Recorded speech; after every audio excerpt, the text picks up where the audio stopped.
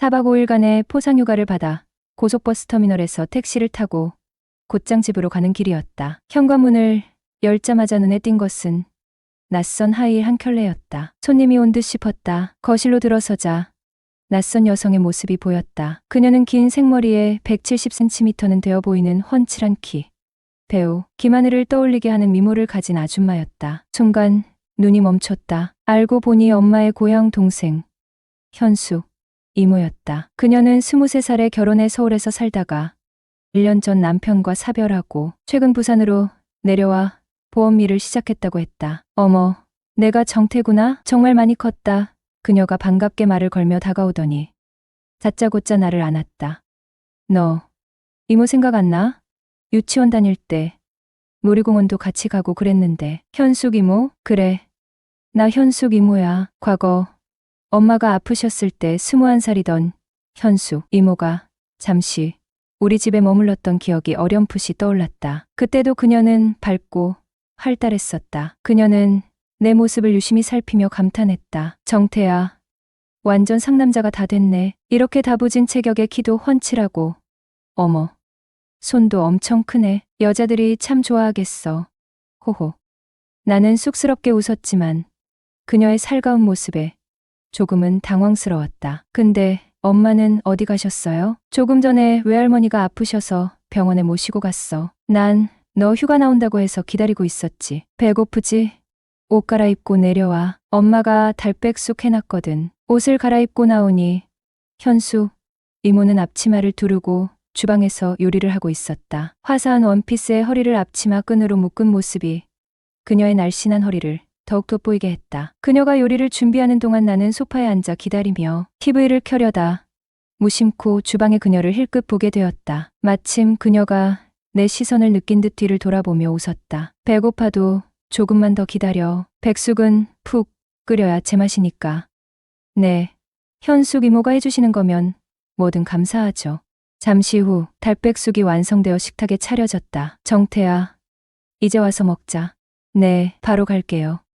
식탁에는 모락모락 김이 오르는 백숙과 정갈한 반찬들이 차려져 있었다. 배고픈 나머지 무심코 말했다. 희야, 소주 한 잔 있었으면 딱이겠네요. 그래, 그럼 한 잔 할래? 네, 같이요? 아, 운전하셔야 되죠. 후, 그렇지. 하지만 한 잔 정도는 괜찮아. 냉장고에서 소주를 꺼내 식사와 함께 마시기 시작했다. 현숙 이모도 2잔 정도 기분 좋게 마셨고 우리는 자연스러운 대화를 이어갔다. 너 마지막으로 본 게 초등학교 입학할 때쯤인 것 같은데 이모 기억나? 나는 약간 쭈뼛거리며 대답했다. 사실 현숙 이모 미모가 워낙 출중하셔서 기억이 나요. 서울로 시집 가신 현숙 이모 아니에요? 어머, 아직까지 날 기억한다고? 그리고 내가 예뻐서 기억난다고? 넌 어쩜 말도 이렇게 이쁘게 하니? 사실 나는 그녀를 전혀 기억하지 못했다. 하지만 엄마가 가끔 서울에서 그녀에게 신세를 졌다는 이야기를 들었기에 얼추 맞춘 것뿐이었다. 그녀는 내 대답에 약간 들뜬 듯 보였다. 너 휴가 동안 뭐 할 계획 있어? 날도 더운데 그냥 집에서 게임이나 하려고요. 여자친구는 없어? 정태 같은 애인 둔 여자는 참 좋겠다 싶었는데. 입대하고 얼마 안 돼서 고무신 거꾸로 신더라고요. 어머, 그랬구나. 나도 지금은 혼자야. 우리 같은 처지네. 호호. 식사를 마친 후 그녀는 설거지를 자청했다. 나는 식탁에 앉아 그녀의 뒷모습을 바라보다 그녀의 말에 놀랐다. 왜 자꾸 쳐다봐? 민망하게. 설거지 처음 봐? 아, 죄송해요. 근데 어떻게 아셨어요? 호호. 자꾸 내 따가운 시선이 내 등에 꽂히던데. 그녀가 농담을 던지자 나도 대담해졌다. 등에만 꽂혔나요? 뭐라고? 잠시 정적이 흘렀지만 그녀는 이내 웃으며 말했다. 하기야, 등만 따끔거리는 건 아니네. 현숙 이모는 헤어지며 전화번호를 주며 말했다. 언제든 연락해. 만나서 밥도 먹고 얘기도 나누자. 그렇게 나와 현숙 이모의 새로운 인연이 시작되었다. 복귀 하루 전 뭔가 아쉬운 마음에 결국 아줌마에게 연락을 했다. 현숙 이모, 저 정태예요. 내일 복귀인데 오늘 저랑 술 한잔 하실래요? 그래, 당연히 사줘야지. 둘이서 취할 때까지 얼큰하게 한잔할까? 그렇게 통화를 마치고 현수, 이모의 집 주소를 받아 그녀의 집으로 향했다. 도착한 집은 2층짜리 양옥집이었다. 2층은 세를 주고 1층은 그녀가 사용한다 했다. 현숙 이모, 저 왔어요. 정태, 어머. 정태야? 잠깐만. 지금 나갈게. 잠시 후 현관문이 삐끔 열리더니 이모가 고개를 내밀었다. 그러더니 뭔가 눈치를 살피는 듯 주춤거리다 문을 활짝 열어주었다. 어서 들어와. 집 안으로 들어가자 정돈이 깔끔하게 되어 있었다. 너 온다길래 급히 청소했지. 그녀의 옷차림이 눈에 확 들어왔다. 얇고 부드러운 소재의 하얀 원피스였다. 순간 아까 문을 머뭇거리며 열었던 이유가 떠올랐다. 현숙 이모, 오늘 왜 이렇게 섹시해 보이세요? 얘가 참. 그녀는 나를 째려보며 살짝 미소를 지었다. 자, 술 마셔야지. 뭘로 할래? 소주? 맥주? 이모가 알아서 골라주세요. 그럼 이왕이면 소주로 해야지 뭐. 그렇게 소주를 꺼내온 현숙. 이모와 술자리가 시작됐다. 둘이서 소주 3병을 나눠 마시며 이런저런 이야기를 나눴다. 오늘따라 기분이 참 좋네. 내 옆에 정태가 있는데 내가 좀 취하면 어때? 안 그래? 그녀는 환하게 웃으며 내 눈을 바라봤다. 근데요, 이모, 저 이러다 집 못 갈 것 같은데요? 전 그러면 우리 집에서 자고 가면 되지. 그녀는 커다란 두 눈을 초승달처럼 접으며 눈웃음을 지었다. 솔직히 나도 정태 같은 듬직한 애인 하나 있으면 정말 좋겠다. 호호. 그녀의 말에 술기운이 올라 더 이상 농담으로 넘길 수 없는 분위기가 되었다. 정태야. 그녀는 잔을 내려놓으며 진지한 표정으로 나를 바라봤다. 너 내 파트너 할래? 그 순간 그녀의 눈빛과 미소에서 장난기와 진심이 묘하게 섞여 있었다. 내가 대답하기만을 기다리는 듯했다. 방 안 공기가 순간 정적에 휩싸였다. 현수, 이모와의 술자리는 예상보다 더 길어졌다. 정태야, 너는 참 사람을 편하게 해주는 구석이 있어. 옆에 있으면 괜히 안심이 된다니까. 이모도 참, 저야말로 오늘 이렇게 시간 내주셔서 감사하죠. 말은 그렇게 했지만 그녀의 시선을 느낄 때마다 어딘가 모르게 심장이 두근거렸다. 그녀는 잔을 살짝 내려놓으며 한숨을 내쉬었다. 사실 오늘 술 좀 마시고 싶었어. 요즘 좀 많이 힘들거든. 갑자기 분위기가 묵직해졌다. 나는 살짝 당황했지만 이모의 말을 놓치지 않으려 귀를 기울였다. 무슨 일이신데요? 저한테 말해보세요. 들어드릴게요. 사실 별거 아니야. 그냥 혼자 지내는 게 생각보다 외롭더라. 남들 다 가족이니 연인이니 하면서 살고 있는데 나는 아직도 여기 이렇게 혼자니까 내가 뭘 잘못 살았나 싶기도 하고. 현숙 이모는 잠시 고개를 떨구며 잔을 만지작거렸다. 지금처럼 제가 옆에 있잖아요. 그 말에 그녀는 고개를 들어 나를 바라봤다. 정태야, 내가 그렇게 말해줘서 진짜 위로가 된다. 이모, 제가 더 자주 옆에 있을게요. 이모가 외롭다고 느끼지 않게. 너 참 사람 심장을 쿵쾅거리게 한다. 나이 먹고 이런 기분 오랜만이다. 그녀는 웃었지만 눈가에는 작은 눈물이 맺혀 있었다. 제가 파트너 되어드릴게요. 뭐, 나 놀리는 거 아니지? 아닌데요. 현숙 이모는 장난이었어요? 나는 장난 반, 진심 반이었었지. 전 그냥 진심인데요. 그럼 나야 좋지. 미소를 지으며 눈을 마주쳤다. 둘 사이에 잠깐의 침묵. 그러나 묘하게 따뜻한 공기가 흐른다. 그럼 오늘부터 제가 이모 파트너 하겠습니다. 외롭다는 말 못하게. 현숙 이모는 웃으며 고개를 끄덕였다. 좋아. 그럼 우리 오늘부터는 파트너다. 안녕하세요. 저는 대학 2학년을 마치고 군입대를 하게 되었습니다. 당시 1년 넘게 만나던 여자친구와 손가락을 걸며 약속을 했었죠. 제대하고 나올 때까지 딴 생각 안 하고 2년을 기다리겠다는 굳은 약속이었습니다. 그러나 100일휴가 때 상황은 예상과 달랐습니다. 설레는 마음으로 그녀에게 전화를 걸었는데 돌아온 반응은 싸늘했습니다. 오빠, 휴가 나왔구나. 단답형의 대답에 어리둥절했지만 얼굴을 보고 나면 달라질 거라고 믿었습니다. 오늘 어디서 볼까? 오빠 편한 대로. 그렇게 어색한 대화 끝에 약속을 잡았지만 결국 그녀의 마음은 이미 저와 멀어져 있었습니다. 친구를 통해 알게 된 사실은 충격적이었습니다. 군대 간 사이 복학생 선배와 양다리를 걸치고 있었다는 것. 그녀는 결국 100일휴가 중 전화로 이별을 통보했고 저는 한동안 그 충격에서 벗어나지 못했습니다. 군 생활 동안 휴가를 나와도 할 게 없었습니다. 집에 틀어박혀 게임을 하거나 시간을 흘려보내며 제 삶을 돌아보게 되었습니다. 입대 전 내 삶이 이렇게 무의미했나? 하는 자책감이 깊어갔죠. 그러던 어느 날 포상휴가를 받아 집에 들어갔을 때였습니다. 현관문을 열자 낯선 여성의 웃음소리가 들렸습니다. 거실에는 처음 보는 중년의 여성이 소파에 앉아 TV를 보고 있었죠. 그날 저희 집을 방문한 그녀는 어머니의 지인으로 갑작스러운 사별과 경제적 어려움 속에서 힘든 시간을 보내고 있었습니다. 그날 대화를 통해 서로의 이야기를 나누다 보니 우리는 의외로 많은 공통점을 발견하게 되었습니다. 그녀는 보험 설계사로 일하며 삶의 무게를 견디고 있었고 저는 군 생활 중 느낀 외로움과 공허함을 털어놓았습니다. 이후 시간이 흐르며 우리는 더욱 가까워졌고 자연스레 서로에게 위로가 되는 존재가 되었죠. 술자리에서 그녀가 처음으로 말했습니다. 내 파트너가 되어줄래? 그 한마디가 우리 관계의 전환점이 되었고 이후 우리는 파트너 이상의 관계로 발전하게 되었습니다. 제대 후 우리는 시도 때도 없이 만났습니다. 파트너가 아닌 연인처럼 함께 시간을 보냈습니다. 그렇게 만난 시간이 벌써 5년. 저는 어느덧 27살이 되었고 그녀는 43살이 되었습니다. 처음엔 꺼림칙한 마음이 없었다면 거짓말이겠지만 시간이 지나면서 그런 감정은 점점 사라졌습니다. 오히려 그녀와 함께하는 시간이 자연스러워지고 익숙해지면서 편안함을 느끼게 되었죠. 얼마 전 그녀가 조심스럽게 제안했습니다. 우리 딸이 대학생이 되면 내가 우리 집으로 들어와 같이 살아보는 건 어떨까? 이제 저는 그 제안을 받아들일지 진지하게 고민하고 있습니다. 우리 관계가 더 나아갈 수 있을까요?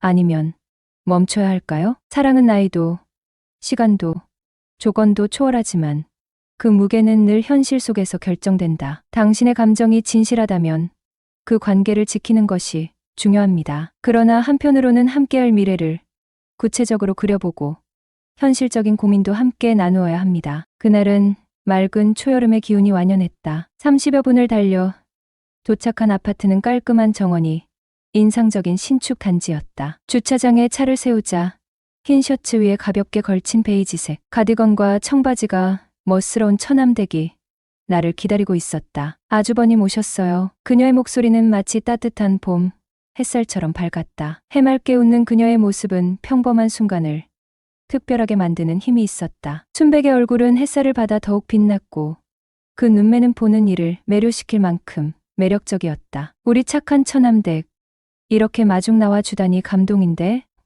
호호.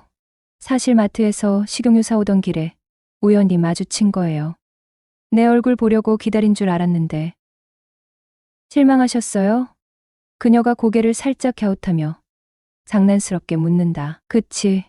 조금 실망스럽지. 너무 실망하지는 마세요. 사실 조금은 보고 싶긴 했으니까요. 그녀와의 대화는 늘 유쾌하면서도 묘하게 설렘을 안겨주곤 했다. 조금은 보고 싶었다는 그녀의 말이 머릿속에서 맴도는 가운데 우리는 자연스럽게 엘리베이터 앞에 섰다. 아주버님, 엘리베이터 버튼은 제가 눌러드릴게요. 그녀는 말과 함께 경쾌하게 버튼을 눌렀다. 오, 서비스까지?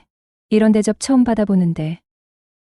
호호, 이런 대접 받고 싶으시면 자주 만나야죠. 문이 열리고 우리는 나란히 엘리베이터에 탔다. 엘리베이터가 부드럽게 올라가는 동안 짧은 침묵이 흘렀다. 그녀가 가방 안을 뒤적이며 말했다. 아, 참, 아주버님. 이따 저녁 식사 때 술은 안 하실 거죠? 왜? 내가 술 마시면 안 돼? 호호. 안 되는 건 아닌데요. 제가 저녁 내내 아주버님 상대하느라 힘들잖아요. 그녀가 장난스럽게 눈을 흘기며 말했다. 뭐, 오늘은 자제해야 하나? 내가 웃으며 말하자 그녀가 고개를 끄덕이며 의미심장하게 웃었다. 그럼요. 아주버님이 술 안 취해야 제가 더 재미있게 놀아드릴 수 있잖아요. 처갓집은 경상도의 전형적인 가족이었다. 묵직하고 과묵한 장인어른과 닮은 아내. 그리고 역시 말수가 적은 처남. 하지만 처남댁은 달랐다. 활발하고 애교 많은 그녀는 마치 처갓집의 활력을 담당하는 사람 같았다. 그녀와 나는 취향이 비슷했고 한잔하며 늦은 시간까지 이런저런 이야기를 나눌 때면 시간 가는 줄 몰랐다. 행사나 명절에 그녀를 만나면 늘 반가웠다. 그녀의 다정한 말투와 자연스러운 스킨십은 때론 친구처럼, 때론 애인처럼 느껴졌다. 다 같이 모인 가족들의 웃음소리가 공간을 가득 채웠다. 밖에서는 초여름, 저녁바람이 불어오고 처남댁이 준비한 와인의 향긋한 냄새가 퍼지는 순간 그녀가 와인잔을 건네며 장난스럽게 눈을 찡긋했다. 아주버님, 이 와인 맛있을 거예요. 제가 골랐거든요. 믿고 마셔도 되겠네. 그럼 한 잔 받을까? 그녀는 정말 내 마음속 도파민을 자극하는 특별한 존재였다. 처남댁이 6개월 전 우리 동네 근처에 있는 신축 아파트를 분양받아 이사 온 이후로 우리의 왕래는 부쩍 잦아졌다. 평소에도 종종 안부를 묻는 메시지를 주고받곤 했지만 가까이 살게 된 이후로는 자연스럽게 서로의 일상 속에서 마주치는 일이 많아졌다. 카톡으로 가벼운 메시지를 보내왔다. 아주버님, 오늘 바쁘세요? 커피 한 잔 마시고 가면 좋겠네요. 그 말은 언제 들어도 달콤했다. 나와 처남댁은 공식적인 인사치레를 넘어선 가벼운 대화를 나누는 사이가 되었기 때문이다. 카페에 도착하자 그녀는 카운터에서 주문을 하고 양손에 커피와 그녀가 좋아하는 연유 밀크 모닝 빵을 들고 종종 걸음으로 내게 다가왔다. 쏟아질까 조심스러운 걸음걸이가 무척 귀여워 보였다. 아주버님, 드세요. 제가 아주 맛있는 걸로 골랐어요. 잘 먹을게, 처남댁. 정말 고마워. 내 미소에 그녀가 가만히 날 보더니 장난스럽게 물었다. 아주버님, 기분 좋은 일 있으세요? 왜 그렇게 웃으세요? 그냥 처남댁이 사랑스럽게 보여서. 그녀가 고개를 갸웃하며 제가요? 사랑스럽다는 말은 우리 신랑도 안 해주는데 아주버님이 해주시니까 기분이 좋으면서 묘하네요. 처남이 그 정도 말도 안 해준다고? 그건 좀 서운할 만한 포인트인데 우리 신랑 성격 아시잖아요. 재미도 없고. 나는 고개를 끄덕이며 빵을 한 입 베어 물었다. 부드럽고 은은한 단맛에 살짝 짭짤한 버터의 맛이 섞여 절묘했다. 이거 맛있네. 이 빵이 처남댁이랑 좀 비슷한 것 같은데 빵이 저랑 비슷하다뇨? 그게 무슨 말이에요? 단짠단짠. 매력이 넘친다는 거지. 그녀가 빵을 내려놓고 한 손으로 입을 가리며 웃었다. 아주버님은 정말 표현이 제 맘에 쏙 든다니깐요. 잠시 대화를 이어가다 나는 슬쩍 물었다. 결혼 생활은 어때? 요즘도 잘 지내지? 그녀는 순간 말을 멈추고 표정이 어두워졌다. 사실 이사 오고 나서부터 뭔가 더 어색해졌어요. 부부관계도 거의 없어졌고요. 예전만큼 나한테 신경을 쓰지 않는 것 같기도 하고. 그녀의 말투는 쓸쓸했다. 나는 조심스럽게 다시 물었다. 그럼 처남댁도 많이 힘들겠네. 혹시 처남 몰래 애인이라도 한 명 만들어 보는 건 어때? 네? 애인이요? 그녀가 눈을 동그랗게 뜨며 물었다. 아니야, 농담이야. 분위기가 너무 진지해져서 장난친 거야. 귀담아 듣지 마. 그녀가 순간 어이없다는 듯 웃음을 터뜨렸다. 아주버님도 참. 그런 일이 생각처럼 쉽나요? 그럼 아주버님처럼 대화 잘 통하는 사람 있음 한 명 소개해 주시던가요? 뭐, 진심이야? 아니요, 저도 농담이에요. 호호호. 우리의 웃음이 카페 안에 잔잔히 울려 퍼졌다. 하지만 그 순간의 농담과 웃음 속에는 묘한 긴장감이 흘렀다. 안녕하세요. 저는 올해 42살. 결혼 8년 차로 소규모 개인 사업을 운영하고 있습니다. 제 아내는 올해 39살. 그리고 아들 하나가 있습니다. 아내와의 인연은 제가 대학을 졸업한 후 첫 직장에서 시작되었습니다. 천안에 있는 회사에 입사하며 사회생활을 시작했을 무렵 아내와 입사 동기로 만나게 되었죠. 처음엔 단순히 동료였지만 어느 날 술자리에서 그녀가 먼저 고백을 했습니다. 사실 나 너 좀 좋아해. 오빠가 참 마음에 들어. 나랑 사귀자 오빠. 처음 듣는 솔직한 고백에 어리둥절했지만 그녀의 적극적인 태도와 밝은 모습에 점점 이끌리게 되었습니다. 그렇게 우리는 연인으로 발전했고 뜨겁게 사랑한 끝에 결혼까지 이르게 되었습니다. 아내는 키 168cm의 늘씬한 몸매에 예쁘장한 얼굴로 처음 만났을 때부터 제 마음을 사로잡았습니다. 그녀의 당당한 태도와 일에 열정적인 모습은 정말 매력적이었죠. 하지만 결혼 생활이 이어지면서 그녀의 무뚝뚝한 성격과 애교 없는 태도가 점점 아쉽게 느껴지기 시작했습니다. 경상도 출신 특유의 솔직한 말투가 때로는 지나치게 직설적으로 느껴지기도 했고 사소한 다툼이 쌓이면서 관계는 조금씩 소원해졌어요. 시간이 지나며 권태로움이 우리 사이에 자리 잡았고 결혼 초기의 설렘은 점차 잊혀갔습니다. 서로 다른 성격에서 오는 차이와 반복되는 일상 속에서 자연스레 멀어져 갔습니다. 저는 점점 아내와의 대화보다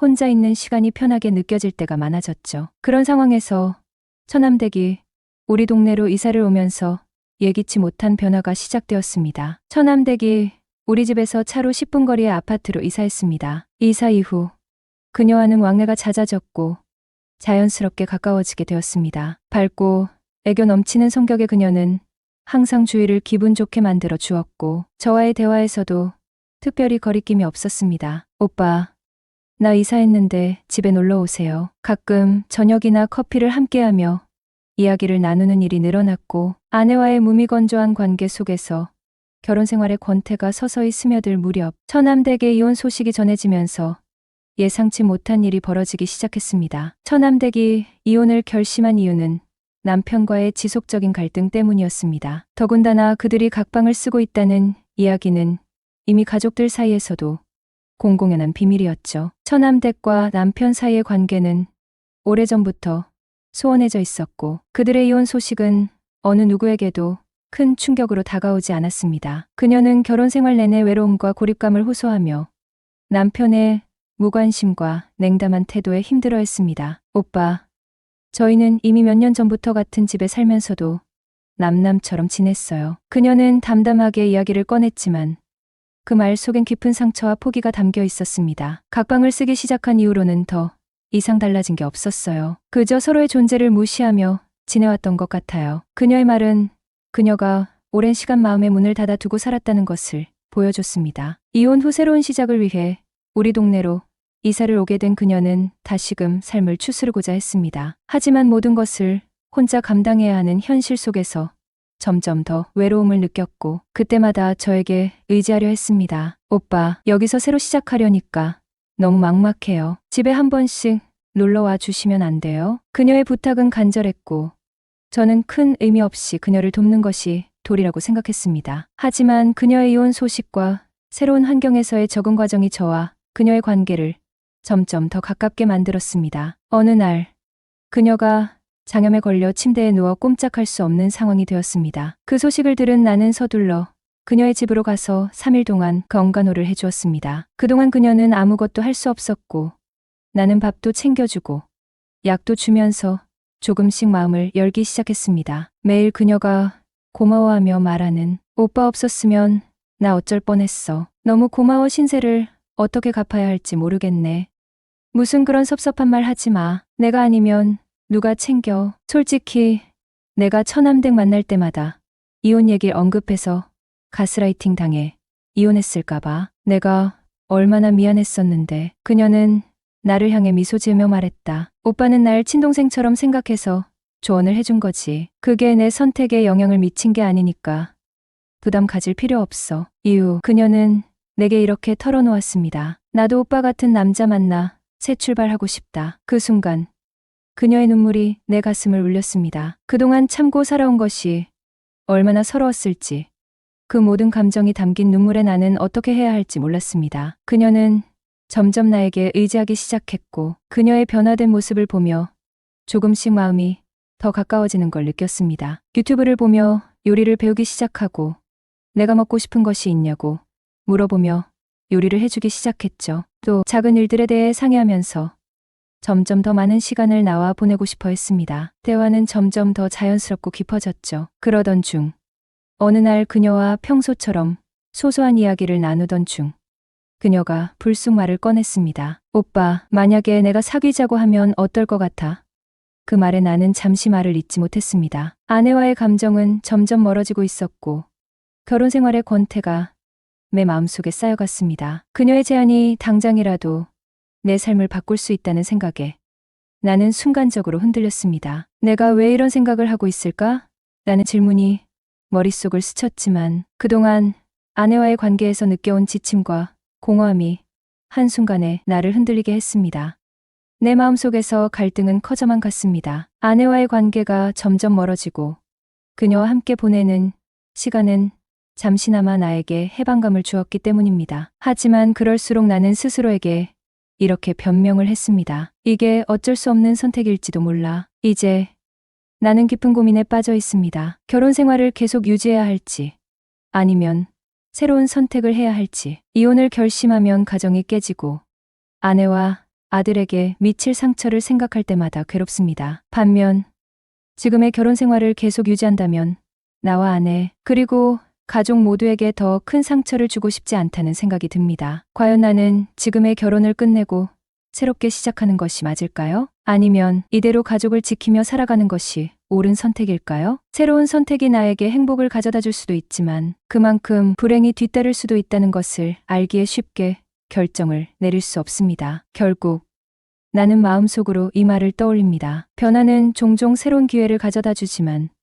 그 기회 뒤에는 우리가 감당할 수 있는 대가가 기다리고 있다. 이처럼 결정을 내리는 순간은 언제나 복잡하고 선택마다 그에 따른 결과가 있습니다. 어떤 길을 가든 결국 중요한 것은 자신의 진정한 행복과 내면의 평화를 찾는 것입니다. 오늘의 사연 시작합니다. 요즘 하루하루 즐기는 게 뭔지 제대로 느끼고 사는 30 중반 여자예요. 저는 30살에 결혼을 했습니다. 남편이랑은 6살 나이 차이가 나요. 아이는 없습니다. 남편이 아이를 별로 좋아하지 않아 자기는 아이를 낳아서 키우고 싶지 않다고 하더라고요. 저도 크게 아이에 대한 생각은 없었어요. 주변에서 애 키우며 사는 지인들을 봐도 굉장히 힘들어하는 게 보였거든요. 몸도 많이 망가지고 정신적으로도 힘들어하는 걸 많이 봐왔습니다. 그래서 저도 딩크족으로 살아가는 거에 찬성을 했어요. 신혼 초에는 정말 우리 둘이서 매년 해외여행도 가고 데이트도 하고 행복한 신혼 생활이었어요.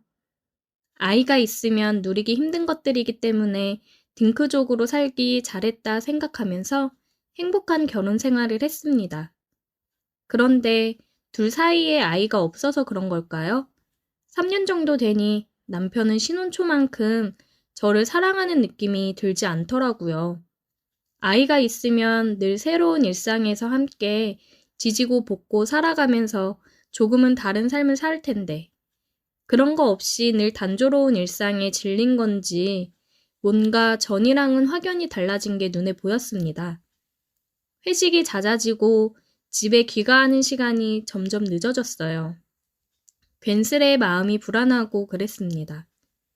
가끔 일찍 들어오는 날이면 제가 분위기를 잡고 다가가야지만 관계를 했고 뭔가 의무적으로 하는 듯한 느낌이 들어서 굉장히 여자로서 비참해지는 기분이 든다고나 할까요?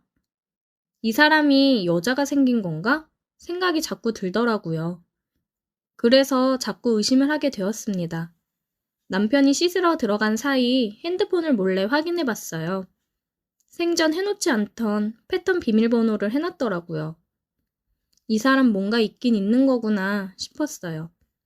그래서 남편이 핸드폰을 할 때마다 은근슬쩍 패턴이 어떻게 되는지 보려고 눈치만 슬슬 보고 있었습니다. 남편이 핸드폰을 만지려고 하면 괜히 뒤쪽으로 물들어 가는 척 하면서 핸드폰을 쳐다보고 그랬어요.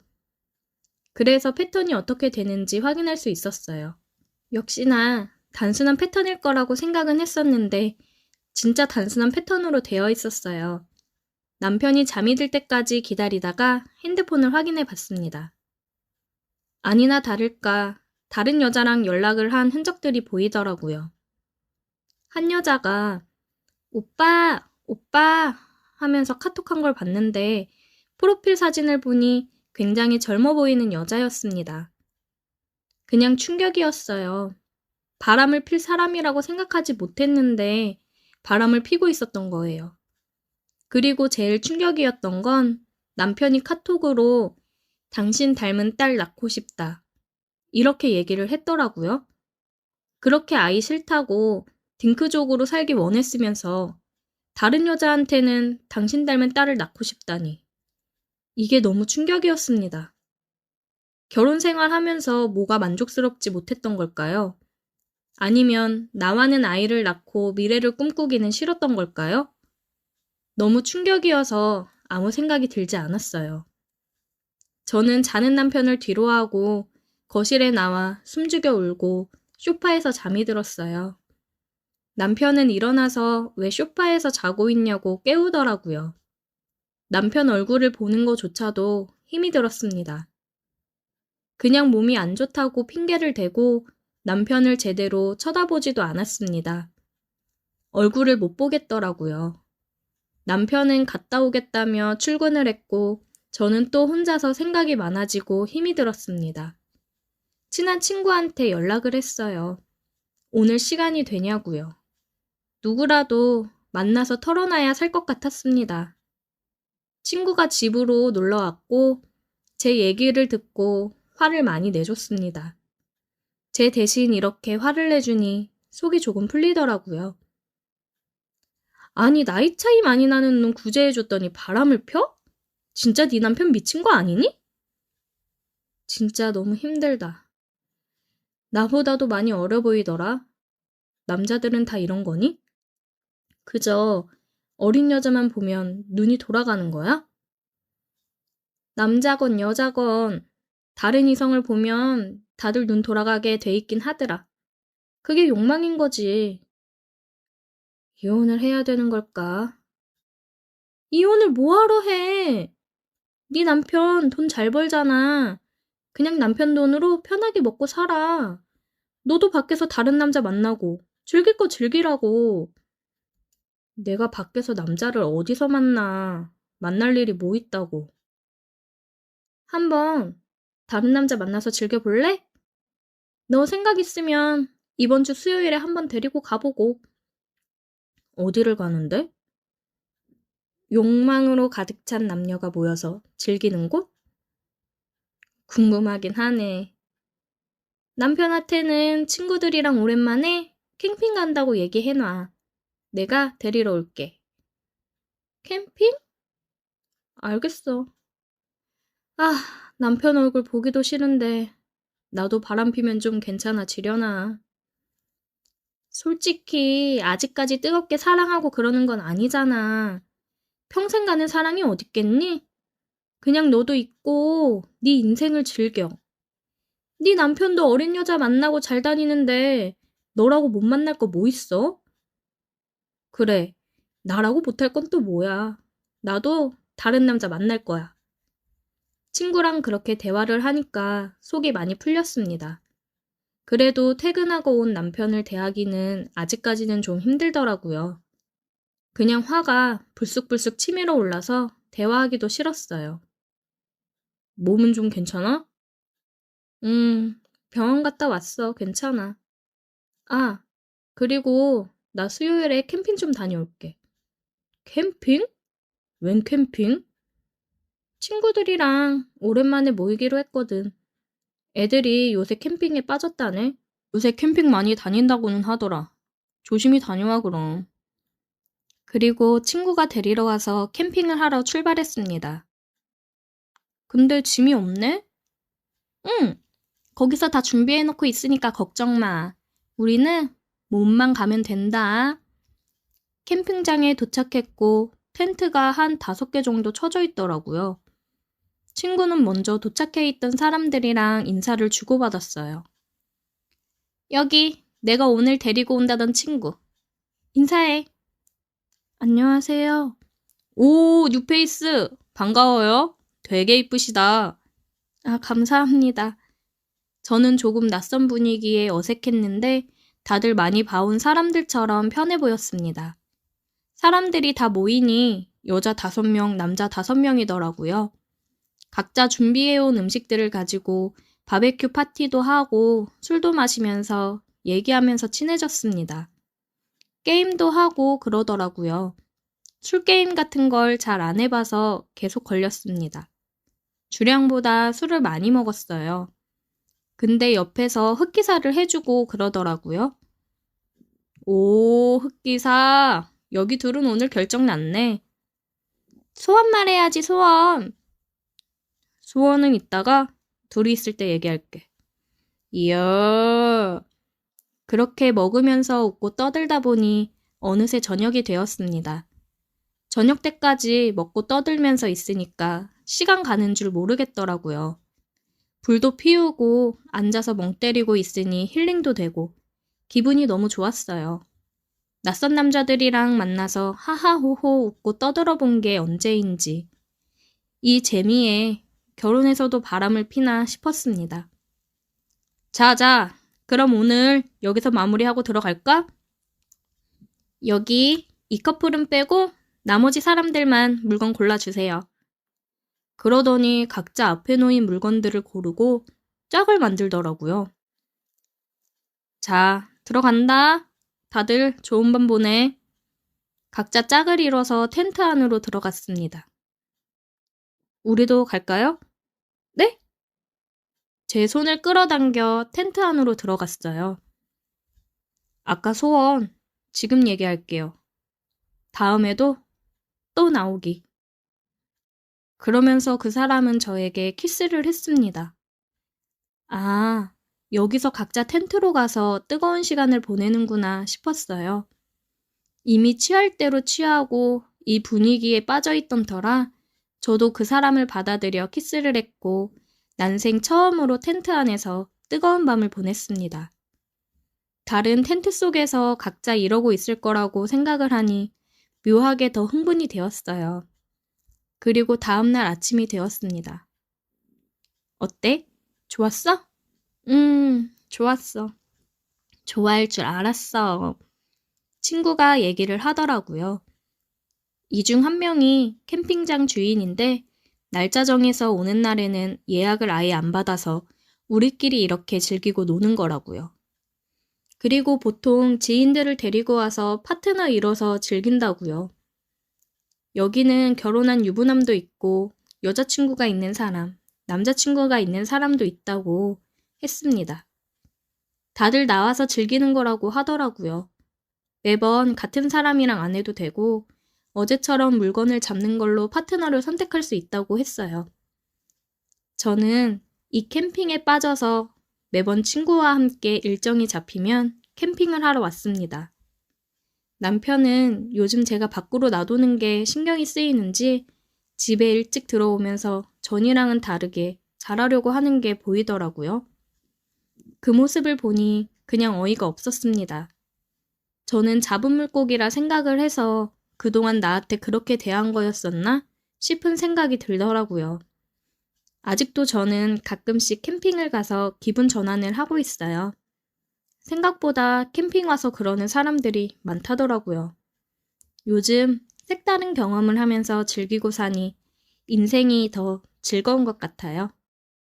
오늘의 사연 여기까지입니다. 오늘도 들어주셔서 감사해요. 구독, 좋아요, 알림 설정 부탁드려요. 오늘의 사연 시작합니다. 안녕하세요. 최근 정말 신기한 일을 겪어서 이렇게 사연을 남겨봅니다. 여러분 혹시 중고거래 어플 자주 사용하시나요? 저는 예전에 이사 때문에 물건을 싸게 넘기려고 잠깐 사용해보고 그 뒤로는 사용해본 적이 없는데요.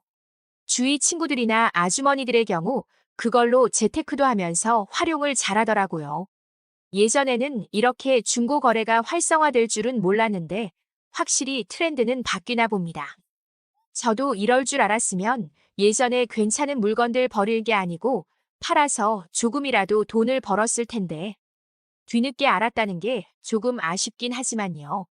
하여튼 중고 거래 어플에서는 물건만 사고 파는 게 아니라 알바도 있다는 거 알고 계셨나요?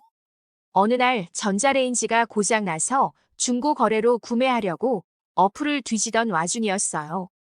글을 이것저것 보다 보니까 그 와중에 특이한 글이 하나 눈에 띄더라고요. 바로 자기 집에 바퀴벌레가 나왔는데 자기 집에 찾아와 잡아주면 2만 원을 주겠다는 게시글이었어요.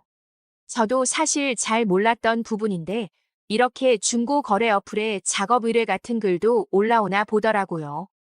아무튼 저는 벌레를 무서워하지도 않는데 그냥 잡아주기만 해도 2만 원을 준다니 개꿀이라는 생각에 바로 연락을 해봤어요. 이런 글을 올릴 정도면 당연히 남자가 아니라 여자라고 생각했는데 역시 예상대로였죠. 그녀는 지금 당장 와주실 수 있냐며 씻고 나왔다가 바퀴벌레를 발견해서 이러지도 저러지도 못하고 있다 하더라고요. 그러면서 주소를 불러주는데 우연찮게도 그녀는 제 집 바로 아래층 사람이더라고요. 저도 여기 아파트 산다며 지금 바로 가겠다고 말을 했고, 그녀는 무서워서 아예 못 움직인다며 그냥 도어록 번호를 알려주더라고요. 겉옷을 챙겨 입고 머리만 살짝 다듬은 채 저는 아래층으로 갔고 비밀번호를 치고 안에 들어갔어요. 그녀는 수건으로 몸을 살짝 가린 채 화장실 문만 열어 저에게 인사를 했어요. 그러더니 부엌 쪽에 바퀴벌레 있는 것 같다며 봐달라 하더라고요. 저는 얼른 휴지를 챙겨 부엌을 두리번거렸는데 이놈이 겁도 없는지 벽에 딱 달라붙어 저를 쳐다보더라고요. 어디 벌레놈이 겁도 없이 밖에 나와 있나 싶어서 얼른 순발력 있게 확 휴지를 갖다 대는데 이 바퀴벌레놈이 역시 날쌔긴 한 건지 휙 도망갔어요. 그러면서 화장실 쪽으로 바퀴가 가니까 그녀가 깨악 소리를 내며 화장실 밖으로 뛰쳐나오더라고요. 그러면서 그녀의 몸을 가리고 있던 수건이 스르륵 풀어져서 그만 그녀의 몸을 보고 말았어요. 그녀는 너무 당황하면서도 바퀴벌레가 무서운 건지 제 뒤로 쏙 숨었고 저는 얼른 화장실 안으로 들어가 궁지에 몰린 바퀴벌레를 드디어 잡을 수 있었죠. 변기에 벌레를 버리고 나와 보니 그녀는 어느새 다시 수건으로 몸을 가리고 있었고 살짝 눈물을 글썽이며 고맙다고 계좌번호를 불러달라 했어요. 아무렇지 않은 척 계좌번호를 불렀고 그녀는 약속대로 2만 원을 입금해줬어요. 저는 바로 위층 사니까 언제든지 또 불러달라고 말하며 집을 나섰죠. 사실 그녀 앞에서는 혹시 그녀가 너무 민망해할까봐 티를 안 냈지만 오랜만에 보는 여성의 아름다운 굴곡은 제 눈앞에서 떠나지 않았어요. 너무 작지도 크지도 않은 적당한 크기의 빵빵함은 탐스러워 보였죠. 게다가 살짝 물기에 젖어 윤기가 도는 우윳빛깔 피부도 되게 예뻤어요. 얼굴은 쌩얼에다가 머리를 위로 올려놔서 사실 그렇게 예쁜 것 같진 않았는데 그럼에도 자꾸 그녀가 생각났죠. 외적으로 봤을 때 그녀와 저는 나이 차이가 별로 안 나는 듯 보이기도 해서 속으로 또 연락이 왔으면 좋겠다 생각하고 있었어요. 그런 제 음흉한 생각을 하늘이 알았는지 그 뒤로 그녀가 다시 벌레 잡아달라고 연락을 주는 일은 없더라고요. 아무튼 그렇게 평범한 일상을 보내던 와중 엘리베이터를 타고 내려가는데 어디서 많이 본 얼굴이 엘리베이터에 타더라고요. 분명 마주친 것 같은데 뭔가 애매해서 그냥 살짝 목례만 하고 들어가는데 그녀가 저를 알아본 듯이 반갑게 인사를 하더라고요. 저 아래층 사는 사람이라며 그동안 어떻게 지내셨냐고 물었죠. 저는 그때서야 이분이 그때 그 벌레 잡기 의뢰를 준 그녀라는 걸 깨달았어요. 그때는 별로 안 예쁘다고 생각을 했었는데 엘리베이터에서 꾸민 그녀를 보니까 그녀는 꽤 미인에 가까웠어요. 이목구비도 뚜렷하고 시원한 이마 라인과 쌍꺼풀 있는 눈이 똘똘하게 예뻤죠. 그러면서 문득 그녀의 라인이 생각이 나면서 살짝 민망해져서 어색함을 느끼며 그녀의 물음에 답을 하는데 금세 1층에 도착했어요. 저는 어디 가시는 길이냐 물었고 그녀는 친구를 만나기로 했는데 갑자기 친구가 펑크를 내서 이왕 꾸민 거 카페나 갈까 하던 참이었다며 혹시 시간 괜찮으면 같이 가지 않겠냐 그러더라고요. 그때 별일이 다 있었는데 제대로 인사도 못 드린 것 같다며 맛있는 커피 한 잔 대접해 주겠다 그랬어요. 저도 시간이 남아돌아 운동이나 하려고 했던 참이어서 당연히 좋다고 대답했어요. 그렇게 우리는 카페에서 이런저런 얘기를 나누는데 그녀는 의외로 저보다 한 살이 많은 누나더라고요. 그때도 살짝 느꼈지만 역시 그녀는 쾌활한 성격에 웃으며 이런저런 얘기를 했고 저는 밝은 그녀의 모습에 어느새 그녀에게 빠지는 듯한 느낌을 받았죠.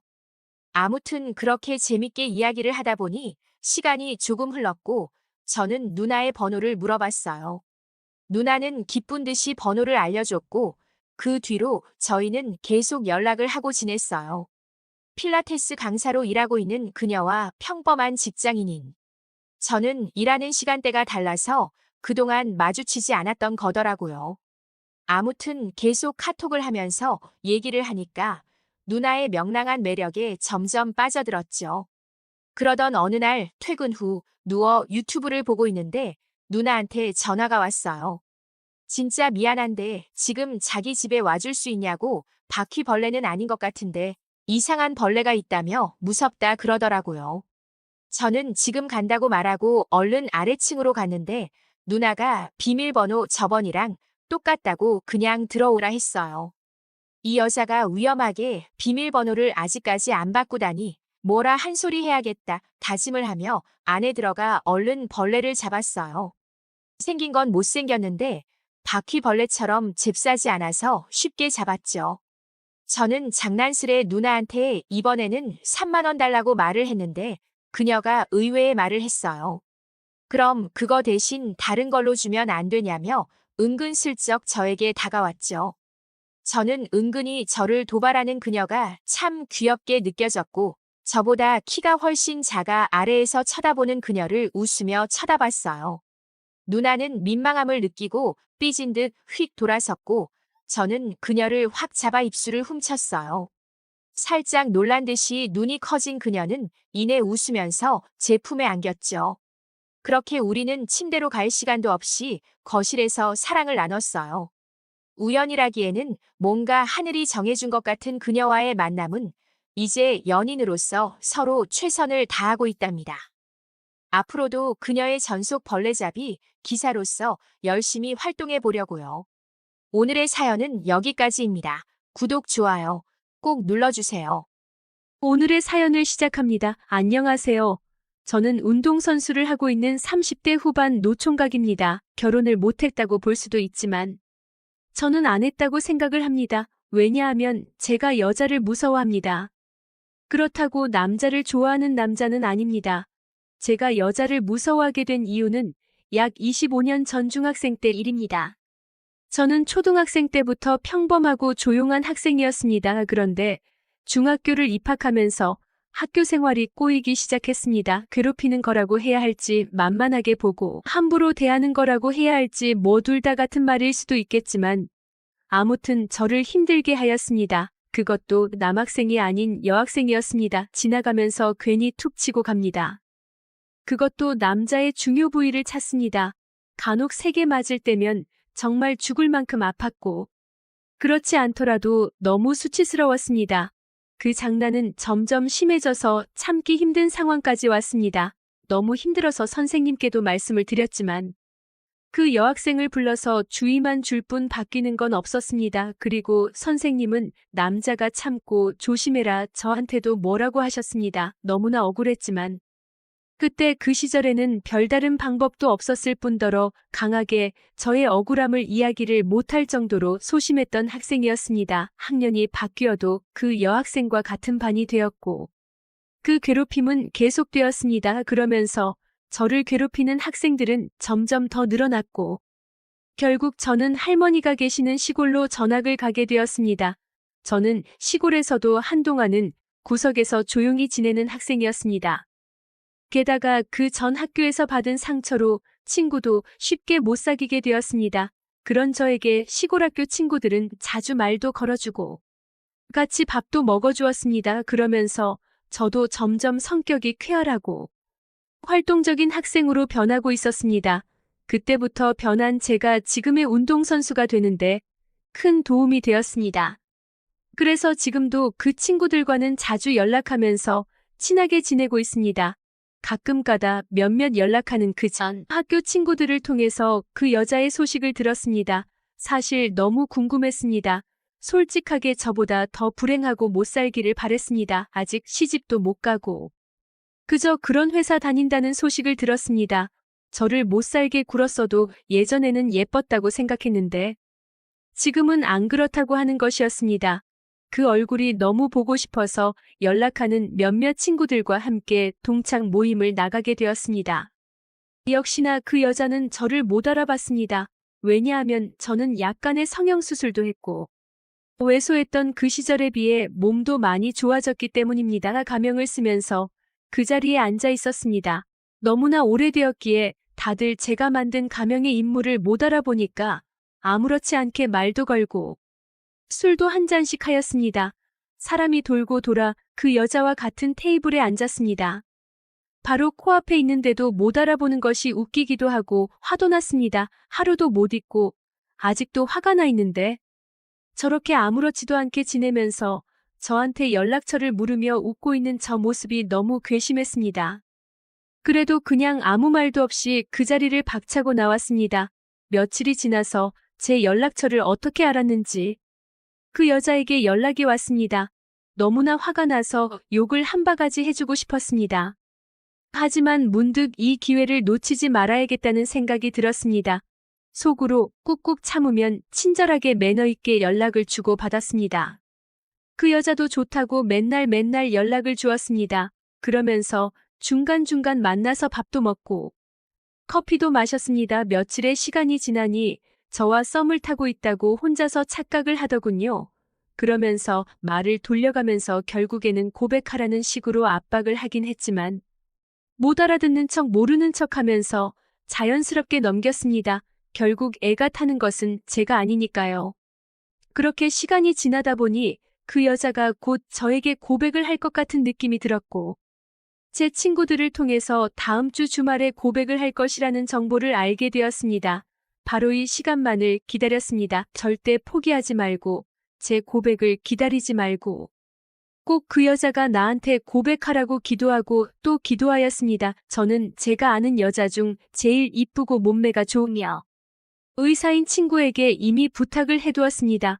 바로 그날이 되었다고 하자 기대가 된다면서 날짜와 시간만 알려달라고 하는 것이었습니다. 몇 시간 전에 같이 만나서 샵에 가서 헤어랑 메이크업도 받았습니다. 나름 백화점에서 이쁘고 멋진 옷도 사서 입고 갔습니다. 게다가 의사 여자친구의 멋진 외제차도 반짝반짝하게 광을 내서 준비해 두었습니다. 고백을 받기로 한 장소로 갔습니다. 조용한 카페에 딱 봐도 그 여자의 친구들이 다른 테이블에 앉아 있었고 그 중에는 저를 괴롭혔던 애들도 몇 명 있었습니다. 대충 여러 명이 와서 꽃을 주면서 마지막에 그 여자가 꽃과 선물을 주면서 고백할 것이라는 내용을 사전에 들었습니다. 저렇게 티나게 준비되어 있는 모습을 보니 저도 모르게 피식 웃으면서 그 카페 안에 들어가서 누가 봐도 제자리인 곳에 앉았습니다. 앉고 나서 한 30초쯤 지났을 때 조명이 어두워지면서 노래가 나오기 시작했습니다. 저도 느낌이 와서 밖에서 풀 세팅을 하고 기다리고 있는 의사 친구에게 문자를 보냈습니다. 그 여자의 친구들이 한 명씩 나와서 꽃을 주기 시작했고 마지막에 그 여자가 나오는데 밖에서 기다리던 프리세팅한 의사 여자친구가 들어왔습니다. 그 여자가 당황을 하면서 위아래로 쳐다보는 것이었습니다.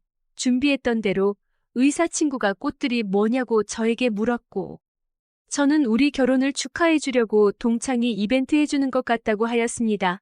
그 여자는 많이 당황하였는지 말을 더듬으며 결혼 축하 이벤트가 맞는다고 본인 손에 들고 있던 꽃과 선물을 주는 것이었습니다.